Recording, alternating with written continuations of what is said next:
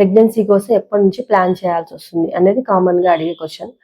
Marriage అయిన తర్వాత within 1 year natural గా ట్రై చేయమని చెప్తాం. అయితే 1 year అందరికి ఫిక్స్డ్ కాదండి. It depends upon the women's age. అంటే యూజువల్ గా బిలో 30 years ఉన్నారనుకోండి, 1 year వరకు మనం రెగ్యులర్ పీరియడ్స్ ఉన్నాయి, కౌంట్ హస్బెండ్ యొక్క కౌంట్ అంతా బాగానే ఉందంటే we can wait for 1 year.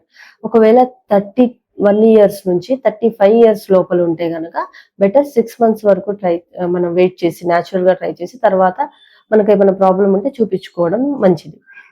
ఒకవేళ 35 దాటింది, 36 అబౌవ్ 40 లోపల అలా ఉన్నారు అంటే గనక 6 months కూడా కాదండి, 3 months వరకు మనం న్యాచురల్ గా ట్రై చేసి ఎర్లీగా మనం కన్సల్ట్ అవ్వడం మంచిది.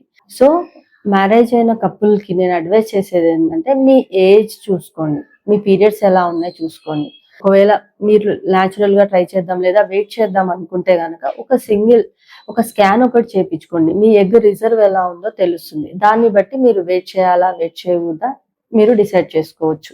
ఎందుకంటే 30 years అనే కంపల్సరీ కూడా కాదండి. కొంతమందికి ఈ లైఫ్ స్టైల్ చేంజెస్ వల్ల, డైట్ వల్ల ఎగ్స్ తొందరగా తగ్గిపోతున్నాయి. అంటే 30 బిలో ఉన్న 20s లో ఉన్నా కూడా ఎగ్ రిజర్వ్ అనేది తగ్గిపోతా ఉంది. సో అందుకోసమని మీరు స్కాన్ ఒకటి చేపించుకొని మీరు డిసైడ్ చేసుకోవచ్చు ప్రెగ్నెన్సీ ఎప్పుడు ప్లాన్ చేయాలని. అలాగే husband single test semen analysis చేపించుకొని దాన్ని బట్టి మీరు డిసైడ్ చేసుకోవచ్చు. అంటే నార్మల్ గా ఉంటే we can try for normal. ఒకవేళ ఏమైనా ప్రాబ్లం ఉంటే డాక్టర్ ని కన్సల్ట్ అయ్యి మీరు దానికి తగ్గ ట్రీట్మెంట్ తీసుకుంటే మంచిది.